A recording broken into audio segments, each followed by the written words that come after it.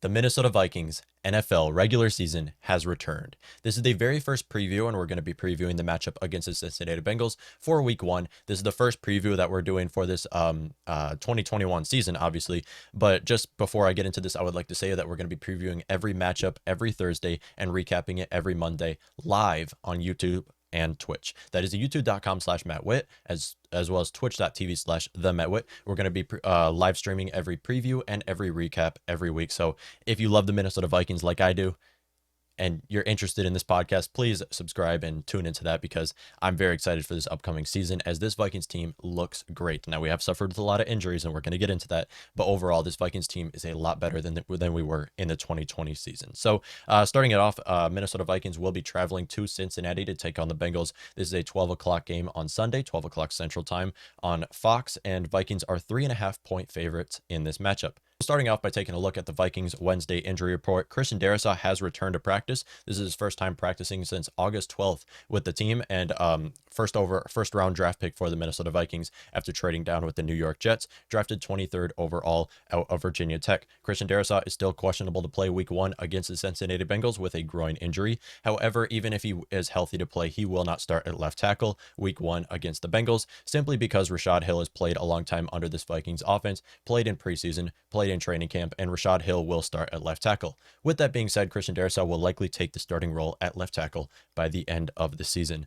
Next up, Tyler Conklin. Tyler Conklin was limited during Wednesday's practice with the team with a hamstring injury. Vikings have to rush back Tyler Conklin if he can play. He's questionable right now, but if he can play, Vikings have to rush him back after suffering with Irv Smith Jr.'s injury, who will likely be out this entire season. Outside of that, these tight ends don't look that great. So hopefully Tyler Conklin can play week one against the Bengals. Anthony Barr was limited during practice as well with a knee injury. This is Anthony Barr's first time practicing since August 9th.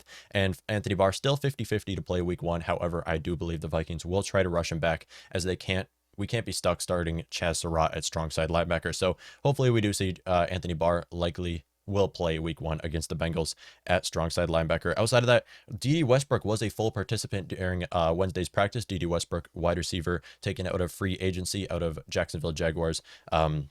Free agency, Dede Westbrook will likely be our wide receiver 3, as KJ Osborne and Amir Smith-Marset did not look good in the preseason, and BC Johnson and Chad Beebe just suffered with season-ending injuries. So hopefully Dede Westbrook can be back. He will be back because he was a full participant, but hopefully he can take that wide receiver 3 role and look great because, we're going to get into this. Our Vikings offense, we saw in preseason, there is no depth. There's no depth at the wide receiver position, nothing at the tight end position. Offensive line, not so much as well. The only depth we have, our quarterback is, again, quarterback play in the preseason was awful, but our running back really is the only spot on offense where there's depth at the running back position. And then key injuries for the Cincinnati Bengals. Trey Waynes was ruled out against this matchup. Trey Waynes, long time, played with the Vikings 4 years, I believe first round draft pick out of 2015, played with the Vikings 4 years, and then this would be his second year with the Cincinnati Bengals. However, he will not play this week. He was ruled out. And outside of that, Trey Waynes, their corners don't look that great. I mean, Mackenzie Alexander was actually played with them last year. Mackenzie Alexander coming with the Vikings now might give us some insight on the Vikings defense, but don't know how useful that's going to be because it was Mackenzie Alexander, but it's good to have him back as well. So he's going to be playing. Also with the Bengals, though, Riley Reif will be starting at left tackle, right tackle, another player who played with the Vikings last year or played with the Vikings recently and will be playing with the Cincinnati Bengals this week. So taking a look into the Bengals offense, they have a very young and developing offense. Obviously, Joe Burrow, quarterback, first overall draft pick in 2020. He has not played since week 11 of the 2020 season and will be coming back healthy this matchup against the Vikings, as well as Joe Mixon, their starting running back, longtime veteran with the Cincinnati Bengals, will be coming back after not playing since week 10 of 2020. And then their wide receiver group looks very good. They have T. Higgins. They have obviously Tyler Boyd, who's played with the team, I believe it's 5 years now. But outside of that, they have T. Higgins, Jamar Chase, 2 young players, one drafted in 2020, and then one being the first wide receiver drafted out of the 2021 draft. So they have a lot of receivers, and this is really going to test our Vikings defense because, yes, it's the Bengals offense. Their offense is not great. I mean, Joe Mixon, solid, okay running back. Their wide receivers should have high potential, but right now don't look as great. They have to still develop. And then same goes for Joe Burrow. So This is the best week one matchup we could have asked for.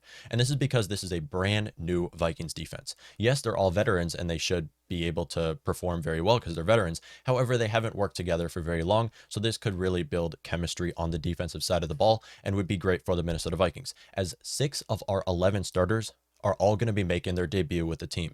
Those 6 starters are Patrick Peterson, Xavier Woods, Bashad Breeland, Nick Vigil, Dalvin Tomlinson, and Michael Pierce. 6 of our 11 starters on defense are all going to be making their debut with the team. On top of that, we have players who have not played in some time with the Minnesota Vikings, that being Eric Kendricks, who hasn't played since week 11 of 2020, Anthony Barr, who hasn't played since week 2 of 2020, and Danielle Hunter, who hasn't played since 2019. So all these players have not played in a long time. Basically, everybody outside of Harrison Smith has not played in this Vikings defense for a long time. So it's pretty, we're pretty relieved that we get to play the Cincinnati Bengals offense week one. So this Vikings 4-3 defense should be able to put an average running back like Joe Mixon in their place. Vikings have an excellent 4-3 and possibly one of the best defenses against the run, and should be able to put Joe Mixon in their place. Problem is, we don't have an excellent pass rush. We don't have great secondary. Well, we don't actually know how our secondary is going to look, which is why that's going to be one of the biggest focuses in this weekly matchup, is really how our secondary is going to play working together, as they are all old guys, all veteran players.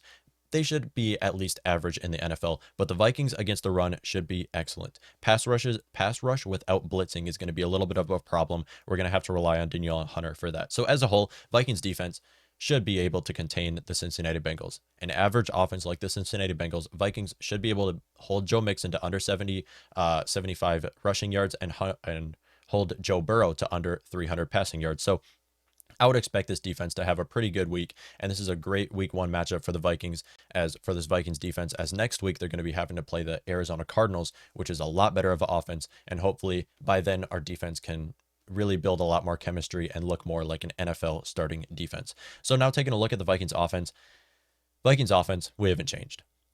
There's one thing, and that is Dalvin Cook. Establish the run.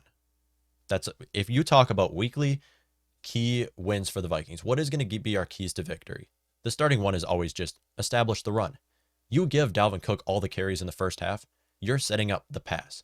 Dalvin Cook has a good day, everybody has a good day. And that's why the Vikings, we have one of the best, possibly the best offensive trio in the league, with Dalvin Cook, Justin Jefferson, and Adam Thielen. And that's because of Dalvin Cook. Now, you take a look at this Vikings offensive line. Our Vikings starting offensive line, we have Rashad Hill, Ezra Cleveland at left guard, Garrett Bradbury back at center, Oli Udoh, who's going to start at right guard, and then Brian O'Neill at right tackle. Congratulations to Brian O'Neill for his new contract. That guy got paid. But taking a look at our offensive line, 2 core players I want to focus on here, and that is Ezra Cleveland and Garrett Bradbury. Now, Ezra Cleveland played the second half of the 2020 season at right guard and has moved to left guard. Great move for him. Garrett Bradbury and Ezra Cleveland are 2 players on this offensive line who have done an excellent job blocking for Dalvin Cook. Now, they haven't protected for Kirk Cousins as well as we were hoping they would, but have done a great job blocking for Dalvin Cook. And I want to see what Dalvin Cook can do rushing on the left side of the offensive line with these 2 players coming back. So this is going to look very well for the Vikings. I'm saying it right now. You have Garrett Bradbury and CJ Ham as your lead blockers. Dalvin Cook can get one-on-one against Jesse Bates. He can get one-on-one against Von Bell. That's an easy touchdown, because Dalvin Cook is the best at breaking tackles. He's the best at cutting back. He's an excellent running back. After the catch, after contact, Dalvin Cook is the best running back in the NFL. And if you can get him through the linebackers, through the offensive line, through the defensive line, you give him one-on-one against Jesse Bates, one-on-one against Von Bell, that's a touchdown. At least a first down. And Dalvin Cook is going to have a field day against this Cincinnati Bengals defense. And I would honestly, and I'll say it right now, I don't think Kirk Cousins is going to get sacked. I just don't see it. If you establish the run early, Kirk Cousins doesn't have as much pressure on his back. He's able to move around. He's able to perform when Dalvin Cook is having a good game.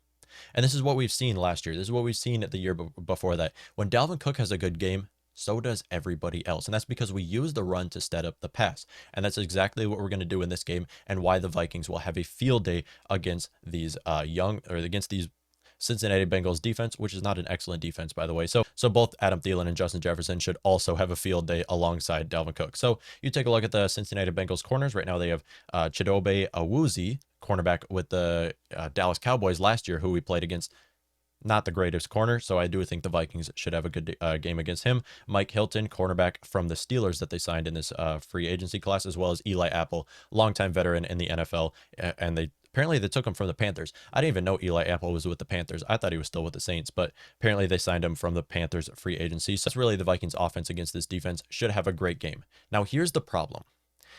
Although the Vikings have an excellent, the best offensive trio in the NFL, our depth is not there. And like I said, Dalvin Cook, Justin Jefferson, Adam Thielen, they're going to win us this game. They will. They're going to win us this game. Thing is, even though we have the best offensive trio in the NFL when it comes to running back, wide receiver trios, this can't win us every game. But it's going to this week. But we're going to see that we're going to need that X factor, that next man up. It was supposed to be Irv Smith Jr. It was supposed to be Chad Beebe. It was supposed to be BC Johnson. All of them are out with injuries for the whole season. Who's going to be that next guy who can make those third down plays, who can get us a couple touchdowns in the year? And that's where the focus is here, because we have Tyler Conklin starting at tight end. He looks great. Tyler Conklin can be that guy. Outside of that, we have D.D. Westbrook coming in. We have Amir Smith-Marset, the rookie, KJ Osborne, second-year player out of Miami, as well as Chris Herndon, who the Vikings just took from the Jets. So we have multiple players who can step into that role. Thing is, we need at least one of them too. Last year, we saw Irv Smith Jr. and Chad Beebe step into that spot and won us a couple games. This is what we're asking for them, because although our offensive trio is great, we need that X factor. We need that next guy up who can look good on this Vikings offense. And so far, all in all, I don't know who it's going to be, and I don't know if it's going to be anybody. From the preseason that we saw, we don't have depth at tight end or depth at wide receiver at all. The only depth we have is at the running back position. So we don't know who this next guy up is going to be, but hopefully it's one of those that I just named, and we are just hoping that it can be Tyler Conklin, who can look like a tight end one and get us a couple touchdowns in the year, get it averaging maybe 15 yards per game. This is all that we're asking for him, because we need that X factor on this Vikings offense. And we already took a look into the Vikings defense, which is a completely different defense than we had in 2020. And we already took a look into the Vikings offense. Now taking a look into the Vikings special teams, which is the aspect of this Vikings team that changed the most in the offseason. You take a look in this Vikings special teams, we knew it was going to change when the Vikings brought Ryan Fiken to be our special teams coordinator, who got us Greg Joseph to be our kicker, Jordan Berry to be our punter, and Andrew DePaulo to be our long snapper. We don't know a whole lot of how these players are going to look, but we're going to assume that it's going to be better than how our special teams was last year. Punt returner, we still don't know who quite is going to be our punt returner, whether that's KJ Osborne, D.D. Westbrook, or Amir Smith-Marset. However, Amir Smith-Marset, fifth-round rookie out of Iowa State, has locked down that kick return role for the Vikings, which was a big issue last year. The Vikings special teams was a huge issue last year and lost us a couple games, so hopefully this year, not asking for a whole lot here, but hopefully it can be a better special teams than it was last year. So like I said already, this Vikings offensive trio is going to win us this game. And that's why for the bold prediction of the week, the Vikings trio will combine for over 350 total yards. That is Dalvin Cook, who will have 32 touches for 175 scrimmage yards, averaging to 5.7 yards per carry, as well as 2 touchdowns on the day. Justin Jefferson with 10 receptions for 90 yards and a touchdown. And then Adam Thielen, 8 receptions for 112 yards. This should happen here, because you take a look at it, these 3 players are going to get the ball in just about every snap, because we can't rely on KJ Osborne. We can't rely on Amir Smith-Marset, Tyler Conklin. We can't rely on these players to really win us the game, as we will on Dalvin Cook, who will set up passes for Justin Jefferson and Adam Thielen. So this Vikings offensive trio should have a field day against this Bengals defense. So our biggest questions going into this game: is our new defense going to look as good as they're supposed to be? Our new special teams, are they going to? New offensive line, and then our depth at the wide receiver and tight end position. Is someone going to step up? And that offensive trio will be the reason why the Vikings will win this matchup against the Cincinnati Bengals to start out the season 1-0. Vikings will win this game 30-16, with the player of the game being Dalvin Cook. Not a very big prediction there. Dalvin Cook will obviously be the player of the game if the Vikings do win this matchup. Starting out the season 1-0 to travel on to play the Arizona Cardinals at Arizona for the Week 2 matchup, which we will be previewing next week on this Thursday. A lot tougher of an offense to play, a lot tougher of a defense to play. This is a very healthy Week 1 matchup for the Vikings, and we couldn't have asked to play a better team Week 1.